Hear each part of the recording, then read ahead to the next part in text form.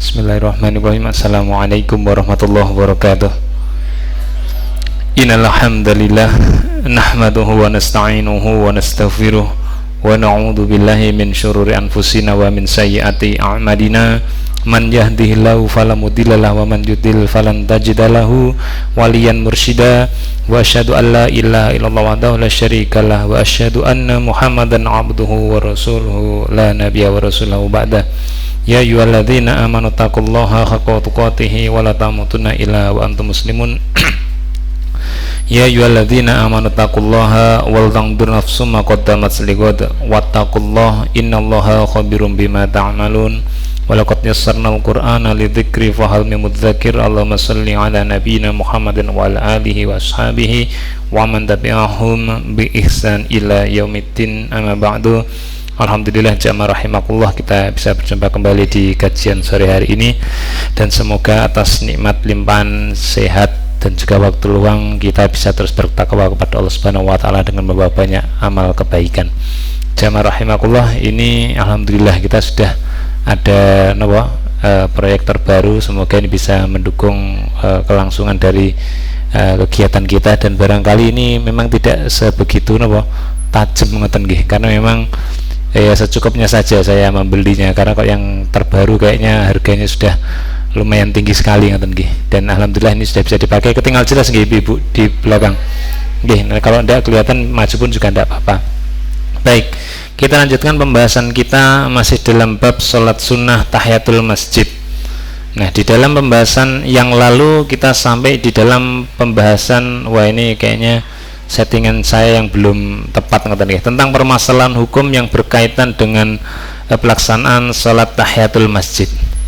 Ternyata ada kondisi-kondisi yang menyebabkan tatkala seseorang masuk ke dalam masjid itu menjadi hukumnya pun berbeda-beda.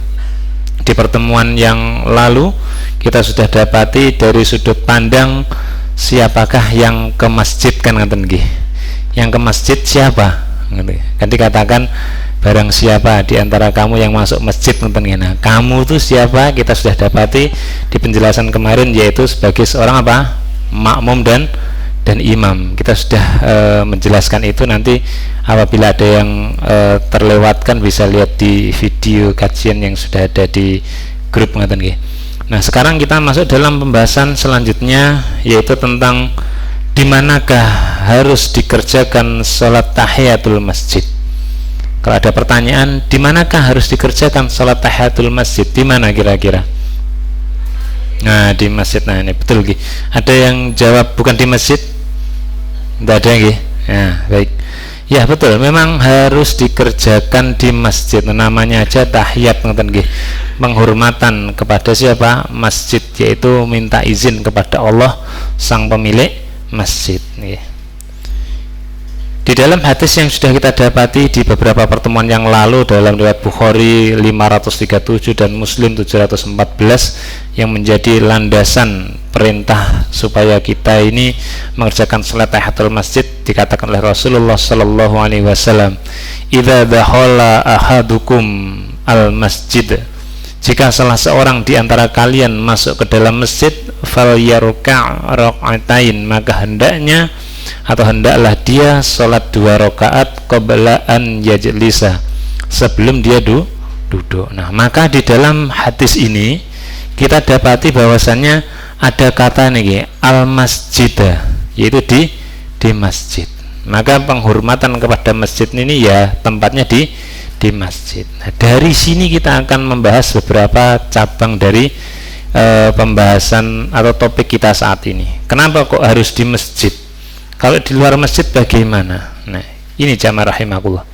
Selanjutnya, misalkan jika seseorang itu dan orang-orang lainnya sholat di lapangan, di lapangan, apakah juga harus mengerjakan tahiyatul masjid terdahulu atau lebih dulu sebelum dia duduk? Misalkan sholat di lapangan itu sholat apa? Ya, sholat sunnah apa? Aidain, ya, 2 sholat id, yaitu sholat idul fitri dan idul adha. Atau bagi yang terdampak misalkan bencana ngoten nggih, masjidnya roboh, nah tidak bisa dipakai karena dalamnya kena reruntuhan, akhirnya sholatnya harus di tanah tanpa ada pembatas-pembatasnya, maka kalau dia sholat 5 waktu di situ, apakah harus tahiyatul masjid dahulu sebelum dia duduk? Kira-kira kalau seperti ini jawabannya bagaimana? Tidak, ibu-ibu gimana? Tidak. Kenapa tidak? Karena di lapangan, bukan di masjid. Nah, maka dari itu lapangan itu apa sih? Masjid itu apa? Kok bisa dibedakan? Lapangan alun-alun terus lagi. Baik. Nah, ini kita akan nyabang ke sana. Kenapa kok di lapangan tidak dikerjakan salat tahiyatul masjid? Padahal mau mengerjakan salat fardu juga, ngoten nggih. Nah, maka pembahasan akan nyabang di sini karena di dalam hadis ini memang betul dikatakan idza dakhala ahadukum al-masjidah, jika seseorang dari kalian itu masuk masjid. Nah, jadi masuk kepada masjid. Ternyata ada satu teritori atau batasan baik itu vertikal maupun horizontal di dalam ruang yang telah ditentukan atau dipilih, sehingga apa yang sudah dia pilih itu tadi bukan lagi disebut sebagai apa? Lapangan. Bisa diterima lagi? Kalau tidak ada batasan teritori baik vertikal maupun horizontal di tempat yang ditunjuk itu tadi, dipilih tadi, berarti dia masih disebut apa? Lapangan, kan begitu sederhananya. Nah, rupanya istilah masjid ini memiliki batasan, yaitu apa? Itu tadi, ruang yang telah dibatasi. Nah, maka jamaah rahimakumullah, arah pembahasan kita adalah apa perbedaan masjid dengan lapangan. Nah, kan seperti itu. Kok ini beda perilakunya tatkala orang mau masuk ke situ, bahkan tatkala sholat fardu sekalipun, karena masjidnya sedang tidak bisa dipakai karena mungkin runtuh dan sebagainya. Nah, maka kita harus mengambil kesepakatan dahulu dari sini supaya tidak terjadi penafsiran yang berbeda, yaitu masjid, definisi masjid itu adalah, kira-kira ada yang bisa menjelaskan? Masjid itu adalah bukan lapangan, bukan begitu masjid adalah merupakan tempat atau ruang untuk beribadah, bukan untuk bermain bola, yang memiliki batasan teritori dan penutup vertikal, minimal penutup vertikal itu meninggi, jadi ada penutup vertikalnya, anggaplah tembok, walaupun belum tentu dia beratap atau pakai penutup horizontal. Nah, maka tatkala tanah atau lapangan itu telah dipilih dan diberi batasan teritorial, misalkan luasannya sekian kali sekian, dan itu dikasih penutup vertikal tembok setinggi beberapa, anggaplah meter, 2 meter anggaplah, atau 1,5 meter, maka itu sudah bisa disebut sebagai sebuah masjid, bukan lapangan lagi, karena ada penyempitan batasan. Nah, sedangkan lapangan, kata lapangan itu diambil dari kata apa? Lapang itu berarti apa? Luas, tidak ada batasan, tidak terkena batas. Artinya tidak terkena batas itu dalam bergerak di radius tertentu itu dia tidak terhalang. Adalah apa lapangan? Ya, lapangan itu kata lainnya musola, bukan ya tempat kita ini musola, tempat sholat, namanya bangunan musola al-mutakin misalkan, bukan seperti itu. Tapi musola itu memiliki arti tempat sholat, ya, artinya lapangan atau kata lainnya musola itu tempat untuk beribadah yang memiliki batas teritorial, masih memiliki batas teritori sebenarnya. Yang namanya lapangan itu kan bukan luas sekali, tapi ada batasannya, tapi memang itu tidak dalam jarak yang sangat dekat. Ada batas teritorialnya, mungkin berapa puluh atau berapa ratus kali berapa ratus meter, tanpa ada tembok atau penutup vertikal. Salat Id niku di lapangan ada dibatasi lapangannya, dikasih tembok kecil apa enggak? Kan mboten nggih. hanya digelar alas duduk ngoten nggih, seperti itu. Nah, kurang lebihnya seperti itu. Nah, maka ini juga diambil oleh beberapa ulama dari penjelasan Allah Subhanahu wa taala tentang definisi musholla atau tempat sholat, yang itu bukan apa? Bukan suatu bangunan atau tempat yang memiliki batasan vertikal atau tembok. Ada di dalam surat Al-Baqarah ayat yang ke-125. Ini di dalam Masjidil Haram. Kisah ini diceritakan oleh Allah Subhanahu wa taala, a'udzu billahi minasyaitonir rajim, wa idz ja'alna, dan ingatlah ketika ja'alna, kami jadikan, al-baita, yaitu rumah, yang dimaksud adalah Ka'bah nih. Jadi Allah berkata bahwasanya ingatlah loh, tatkala kami ini telah menjadikan rumah Allah itu yang di situ terdapat Ka'bah itu mathabatan, yaitu sebagai apa? Tempat berkumpul. Jadi Ka'bah itu tempat berkumpul. Awalnya itu telah ada tuh kholaqa, Allah ciptakan, tapi setelah diciptakan maka dia memiliki fungsi atau tujuan, maka akhirnya ja'ala, kami jadikan. Bisa dipahami ya atau bingung? Misalkan saya bukan menciptakan sih, menciptakan dalam arti penemuan, saya menemukan satu handphone, bentuknya begini, ini namanya menciptakan. Anggaplah kholaqa, menciptakan. Kemudian telepon ini kan masih dalam bentuk barang saja, kemudian ja'alna, kami jadikan telepon ini sebagai alat komunikasi. Nah, sehingga dia memiliki apa? Fungsi. Ini telepon saya jadikan pelempar hewan, seperti itu. Kalau hewannya tidak bisa diatur, dilempar. Itu juga menjadikan fungsi berbeda ibaratnya. Nah, maka Ka'bah ini sudah ada, sudah dibentuk oleh utusan Allah yaitu Rasul, itu menjadi sebuah bangunan, dan itu memiliki fungsi dijadikan sebagai tempat berkumpul bagi siapa? Linnasi, bagi manusia. Panjangan melihat di Ka'bah sana yang berkumpul siapa? Ada ndak unta di sana? Ndak ada toh? Apalagi kambing ndak ada, burung pun juga ndak juga, cuma hanya mampir di luar saja di pelataran masjid. Nah, maka di sana tempat berkumpul bagi manusia, yang tempat itu merupakan wa amnan, dan kami jadikan sebagai tempat yang aman, tentram, damai, tenang, satu paket kata itu artinya.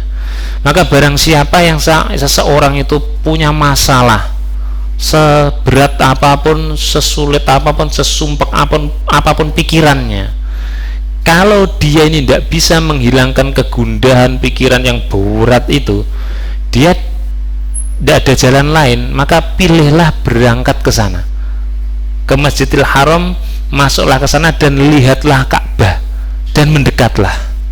Itu nanti semuanya akan hilang tuh penat-penat itu. Melihat Ka'bah gitu saja Allah janjikan wa amnan, dan kami jadikan itu tempat yang aman, tentram, damai, dan apa? Bisa menghilangkan sesuatu yang ada di dalam pikiran. Jadi orang masuk ke sana tuh tenang. Bagi panjenengan yang ke sana itu kira-kira sudah ada di dalam Masjidil Haram, terus misalkan tawaf dan lain-lain, itu sempat kepikiran yang lain?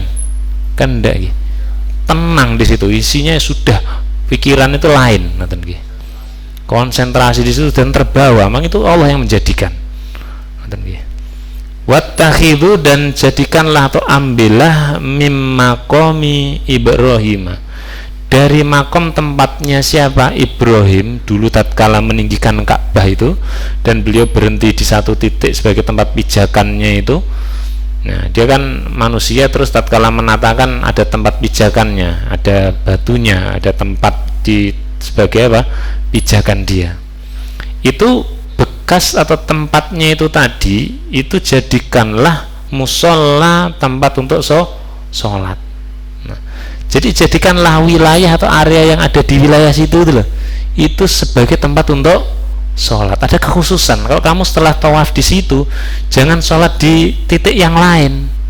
Jadikanlah kalau engkau ingin sholat setelah tawaf itu ya di situ tempatnya. Nah, maka di situ tuh sebenarnya tidak ada batasan.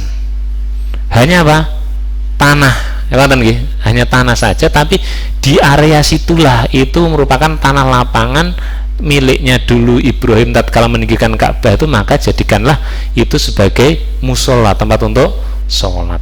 Jadi makanya lapangan datar itu tadi di wilayah tertentu itu tadi jadikanlah musola, maka ada istilah musola. Jadi musola bukan seperti tempat kita atau pemahaman di Indonesia ini.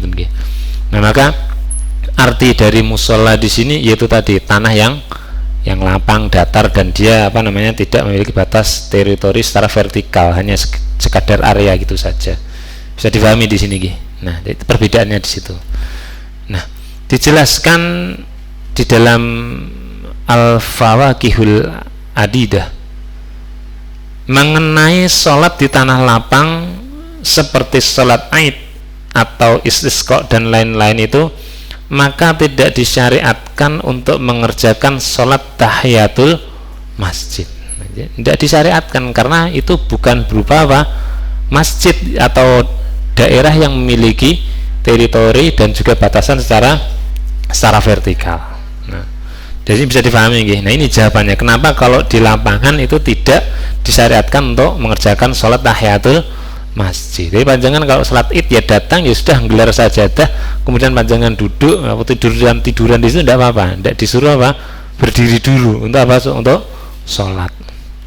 Baik, selanjutnya akan tetapi ini ada tetapinya nih, akan tetapi lain cerita kalau sholat idnya itu yang umumnya diadakan di musola atau tanah lapang itu kemudian diadakan di dalam masjid karena alasan tertentu, misal hujan, tidak ada lapangan yang cukup luas, jalannya sempit, masuk sholat di jalan yang panjang kayak miring juga tidak karu-karuan softnya itu, atau mungkin karena ada pandemi dan lain-lain batasan supaya tidak bisa agar tidak bisa berkumpul di tempat yang luas sehingga tidak boleh di sana, harus di dalam bangunan yang memiliki teritori vertikal horizontal. Nah, kalau seperti ini sholat idnya ini kan mengalami di beberapa tahun terakhir ini, itu apakah orang yang masuk ke dalam masjid yang digunakan untuk sholat id itu dia harus tahiyatul masjid dulu tatkala datang atau tidak? Gimana, Bu? Kalau sholat idnya yang awalnya di lapangan kemudian akhirnya besoknya di kejadian yang lain, misalkan sholat idul fitrinya di lapangan, idul adhanya berapa waktu kemudian itu akhirnya dipindahkan ke masjid. Nah, tatkala sholat idul adha di masjid itu tatkala datang sebelum sholat itu apakah harus sholat tahiyatul masjid? Jawabannya ya, tidak ada perselisihan pendapat di sini, tidak ada. Baik, jawabannya adalah diharuskan sholat tahiyatul masjid karena bukan urusannya sholat idnya, tapi melainkan tempatnya tadi, ya. Sekalipun ada catatan, sekalipun jamaah itu datangnya di masjid untuk mengerjakan sholat id nantinya itu saat matahari belum terbit. Masih ingat beberapa pertemuan yang lalu, tatkala matahari di dua waktu, di antara tiga waktu itu, yang dua itu adalah di waktu pagi hari setelah subuh sampai terbit matahari itu adalah waktu haram untuk sholat. Yang kedua adalah tatkala matahari mau tenggelam. Nah, kalau di pagi hari itu kan sholat id itu kapan tuh dikerjakan? Setelah matahari meninggi, kan ngaten. Setelah matahari meninggi baru sholat id. Tidak bisa sholat id itu lebih pagi dari biasanya. Anggaplah matahari terbit itu berapa ya? 6:30 gitu misalkan, ngaten, jam 6.30. Tidak bisa sholat itu dikerjakan pukul 6 walaupun tempatnya sudah penuh. Jamaah sudah pada datang semua, yuk kita mulai. Tidak bisa, tidak boleh, malah justru berdosa karena masih di dalam waktu dilarang sholat. Hanya saja ini muqayyadnya atau yang mengikat itu adalah tentang masuk masjidnya, maka salat tahiyatul masjid sebagaimana yang sudah kita pelajari yang lalu, sekalipun di waktu-waktu haram untuk sholat termasuk di siang hari sebelum zawal itu, maka tetap dia disyariatkan mengerjakan salat tahiyatul masjid. Jam 6:30, panjangan datangnya lebih awal karena sudah ada keperluan, datangnya jam 5:30 atau 6:45, sholat idnya 6:30, ada 45 menit sebelumnya, maka ya harus sholat tahiyatul masjid di situ. Kalau sholat idnya di dalam masjid, bisa dipahami di sini ya. Baik, itu terkait dengan tempat tadi. Selanjutnya pembahasan yang juga agak ringan, saat masuk masjid, sholat rawatib atau sholat tahiyatul masjid dahulu. Nah, ini ada pembahasan kondisi tertentu, baik dia seorang imam atau yang non imam yaitu makmum, tatkala dia masuk masjid, apakah dia itu sholat tahiyatul masjid atau sholat qobliyah atau dua-duanya kira-kira? Tahiyatul masjid, terus setelah itu sholat qobliyah, ngaten nggih? Nah, itu kalau punya waktu, ngoten nggih. Nah, di dalam penjelasan para ulama jamaah rahimakumullah, itu sesungguhnya sholat sunnah yang dikerjakan di antara azan dan iqamat, karena Rasulullah katakan baina kulli adzanain as-sholat, di antara dua azan yaitu panggilan dan juga mendirikan sholat yaitu iqamah, itu di antaranya itu ada sholat. Nah, maka sholat yang dikerjakan di situ, diantaranya sholat qobliyah, itu sesungguhnya dapat menggantikan kedudukan sholat tahiyatul masjid. Menggantikan apa? Syarat sebelum dia duduk harus sholat 2 rakaat. Fal yarka' raka'atain tadi, maka hendaknya dia sholat 2 rakaat dulu sebelum duduk. Nah, jadi di situ tidak disebutkan sholat 2 rakaat, sholat apa tidak disebutkan. Kan tidak ada pengkhususan di situ. Nah, karena maksud dari salat tahiyatul masjid adalah agar orang yang masuk masjid itu memulai dengan kegiatan sholat dahulu, sedangkan ia telah melaksanakan sholat sunnah rawatib. Jadi tatkala orang datang saat kemudian dia sholat rawatib, misalkan qobliyah zuhur 2 rakaat, anggaplah 2 rakaat saja, tidak perlu 4, 2 rakaat, kemudian dia duduk, sesungguhnya itu sudah memenuhi ya tadi perintah untuk sholat 2 rakaat sebelum dia duduk. Maka jika dia berniat sholat sunnah rawatib sekaligus sholat tahiyatul masjid, atau bahkan dia berniat untuk sholat fardu, maka dia telah mendapatkan pahala kesemuanya itu. Jadi tidak perlu melaksanakan satu persatu. Jadi tatkala seperti yang pertemuan yang lalu, tatkala sebagai seorang makmum, kalau dia masuk dalam kondisi yang ketiga, tatkala sudah diqomati, masih ingat kemarin, atau saat sholatnya sudah ditegakkan, imamnya sudah baca, sudah takbiratul ihram, maka dia tidak perlu sholat sunnah lagi, maka tidak ada sholat. La sholata ilal maktubah, dikatakan oleh Rasulullah dalam riwayat Abu Hurairah, tidak ada sholat lagi. Idza uqimatis sholah la sholata ilal maktubah, tidak ada sholat lagi kecuali sholat yang diwajibkan. Nah, maka tatkala dia sudah sholat yang diwajibkan berapa rakaat pun itu, baik 2 subuh atau 4 rakaat yang siang atau bahkan yang maghrib 3, sesungguhnya tatkala dia selesai sholat itu sudah memenuhi syarat sholat sebelum duduk. Nah, maka dari itu bagi panjenengan yang memiliki keterbatasan waktu dalam mengerjakan sholat fardu di masjid, mungkin karena kesibukan, jaraknya jauh, begitu datang panjenengan hanya memiliki waktu sholat hanya untuk 2 rakaat seperti penjelasan di pertemuan yang lalu, kalau dia sebagai makmum kategori kedua, dia datang mendekati waktu iqamat dan hanya memiliki memiliki waktu untuk mengerjakan 2 rakaat saja, maka yang dia kerjakan adalah bukan tahiyatul masjid, tapi niatnya langsung sholat qobliyah saja. Begitu selesai qobliyah itu tadi, sesungguhnya dia telah mengerjakan sholat berapa? 2 rakaat, dan itu sudah memenuhi syarat sebelum dia duduk, fal yarka' raka'atain. Bisa dipahami di sini? Jadi tidak usah bingung-bingung, datang sholat atau berdiri lagi dia. Kalau mampu silahkan, tapi jangan memperberat diri, ngeten nggih. Sesungguhnya agama ini mudah, Rasulullah mengatakan seperti itu. Nah, dengan begini enak enggak? Enak nggih? Ya, tidak dipersulit, ngeten nggih, seperti itu. Nah, sehingga tahiyatul masjid itu bisa berdiri tatkala seseorang datang ke masjid yang sudah tidak ada keperluan sholat lagi, sholat fardunya selesai dan sebagainya di luar waktu sholat fardu, maka tatkala datang untuk keperluan misalkan bermajelis atau rapat dan sebagainya, ya maka dia sholat 2 rakaatnya itu tersendiri dan dia dengan niat apa? Tahiyatul masjid. Baik, itu tadi hadisnya. Kemudian pembahasan selanjutnya, ini masih tentang hukum-hukum yang berkaitan ngaten nggih. Saat masuk Masjidil Haram, nggih, barangkali panjenengan ingin ke sana, semoga Allah mudahkan ngaten nggih. Nah, maka punya ilmu dulu sebelum panjenengan nanti datang ke Masjidil Haram. Nah, bagaimanakah salat tahiyatul masjidnya? Ngaten nggih. Saya datang terus saya harus ngapain? Lihat-lihat atau bagaimana ngaten nggih? Seperti itu. Nah, di dalam pembahasan ini jamaah rahimakumullah, para ulama mengatakan di antara pendapat yang paling kuat ngaten nggih, penghormatan atau at-tahiyat kepada apa? Al-masjid, itu masjid yang dimaksud adalah Masjidil Haram itu adalah apa? Tawaf.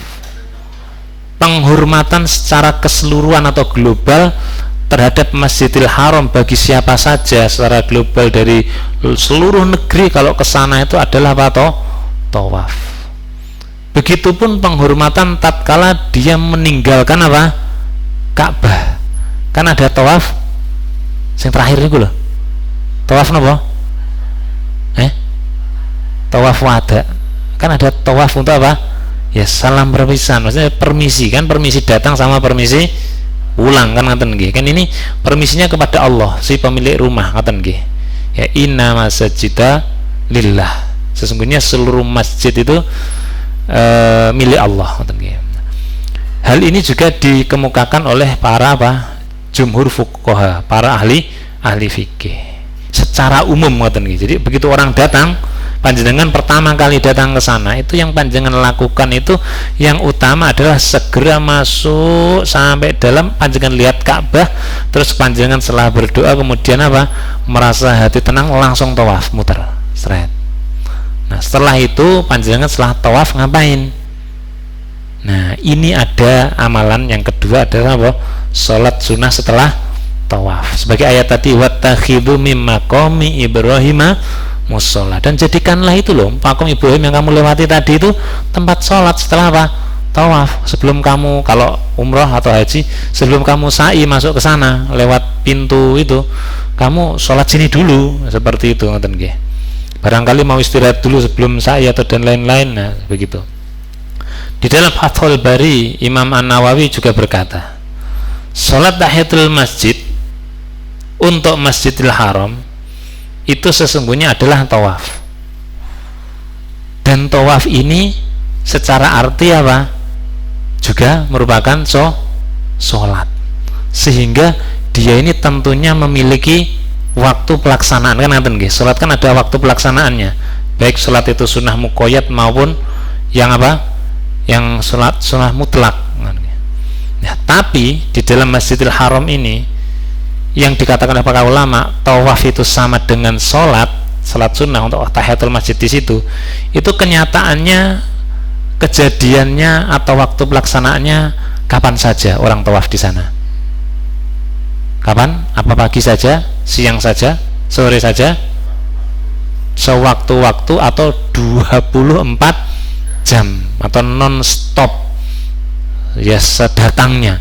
Ada rombongan datang malam hari dari bandara, daripada nunggu pagi langsung sudah ikhram dari sana, langsung muter di situ sekalipun dia tengah malam, ngoten nggih.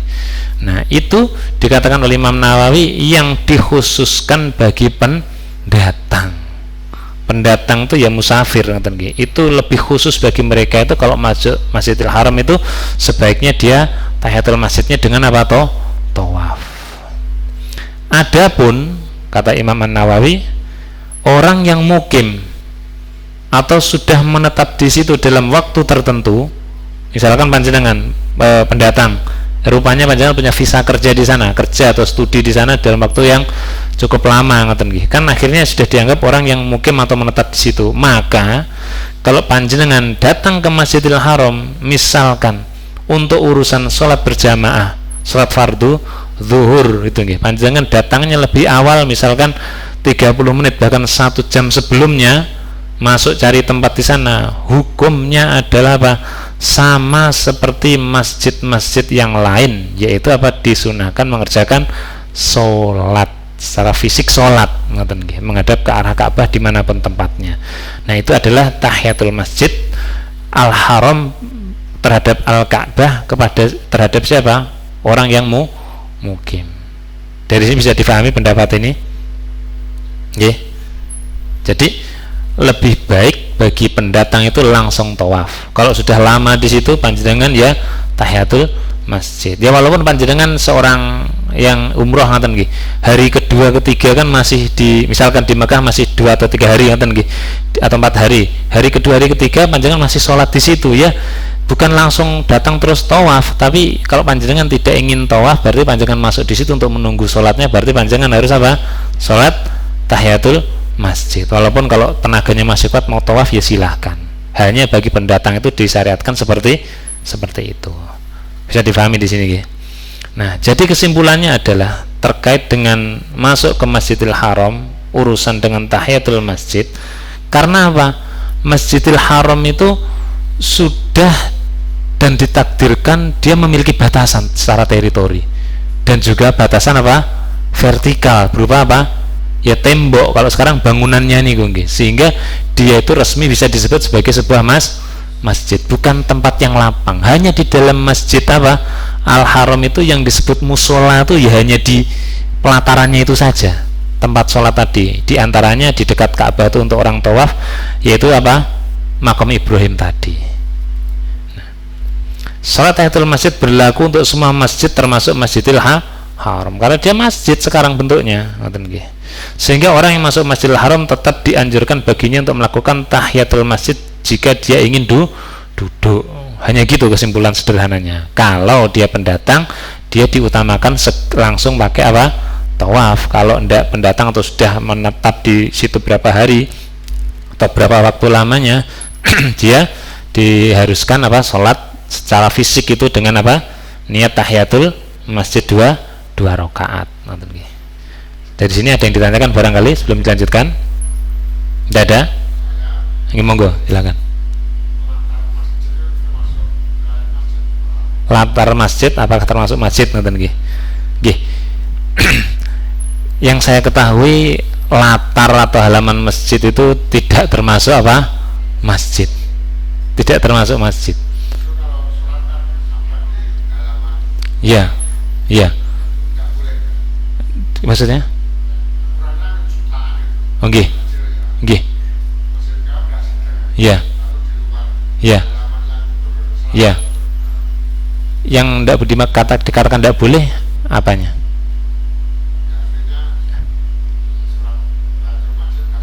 Oh, ya kalau di halaman tidak perlu sholat tahiyatul masjid, di pelatarannya masjid nih, yang luar itu lagi di Masjidil Haram yang lantai putih yang mau masuk ke tempat wudhu yang bawah tanah nih, itu tidak perlu sholat tahiyatul masjid di situ, tidak perlu. Karena kita kan diberi Allah yaitu sebuah indera penglihatan. Dengan penglihatan kan kita diminta untuk melihat fenomena, dan di fenomena itu untuk menentukan apa hukum. Misalkan lihat apa hilal, lihat yang lain, lihat yang ini, lihat yang itu dan sebagainya, kan kita melihat mengambil hukum kan dari yang kita lihat. Nah, maka kita dengan melihat namanya masjid sudah jadi satu ketentuan adalah yang memiliki batasan apa? Vertikal tadi. Nah, maka dari situlah kita mengambil definisi yang namanya masjid itu ya yang di dalamnya situ, ngoten nggih. Maka yang di luar itu tidak perlu sholat tahiyatul masjid. Kan kita di pelataran, ngoten nggih, seperti itu. Maka ya kalau sudah di sana ya ndak usah ke pelataran, diusahakan masuk dulu kan, ngoten nggih. Ya wallahu alam tentang pahalanya orang yang di teras masjid itu dan yang di dalam itu apakah sama, itu yang saya juga tidak tahu, ngoten nggih. Itu ada persilangan pendapat. Baik, selanjutnya itu monggo.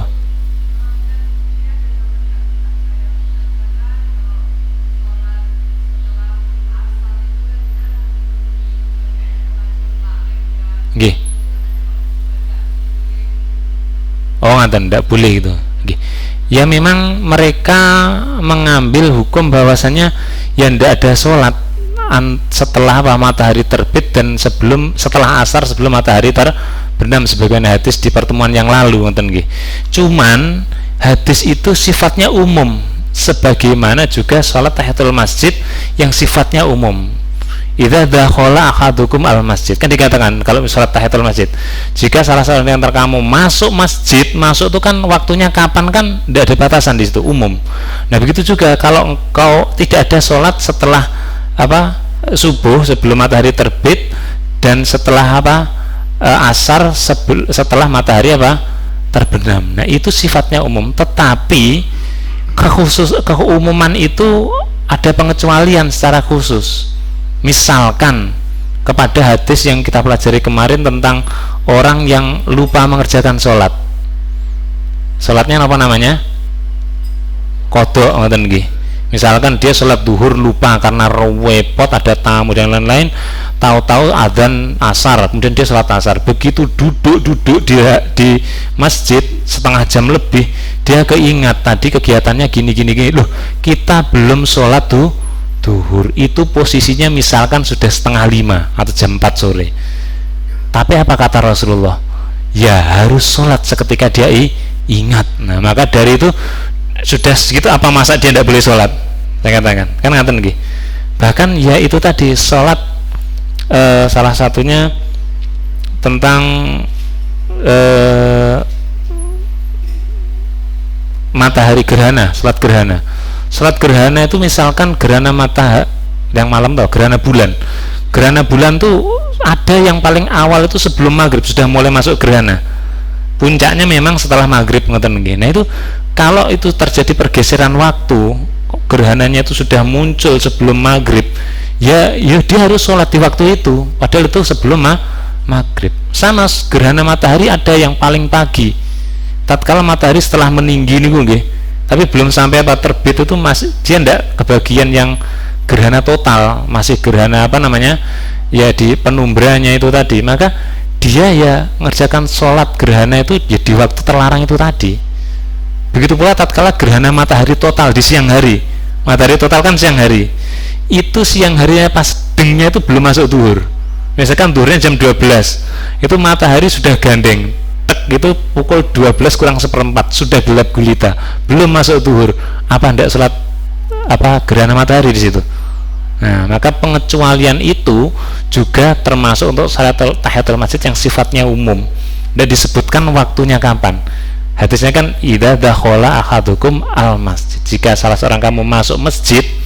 Nah maksudnya kapan? Ya silakan sholat, karena larangan-larangan tadi ada pengecualiannya. Salah satunya ya karena saking umumnya hadis tentang salat tahiyatul masjid, ya panjenengan hormati pendapat orang itu yang tidak boleh, ngoten nggih. Tapi kan ya ini kan juga ada para ulama yang berpendapat seperti ini, tidak bolehnya saja juga disuruh kodok sholat kok, ngoten nggih. Dan salat tahiyatul masjid panjenengan silahkan sholat di situ, karena ya panjenengan akan duduk di masjid bermajelis di situ. Nggih, bisa dipahami di sini?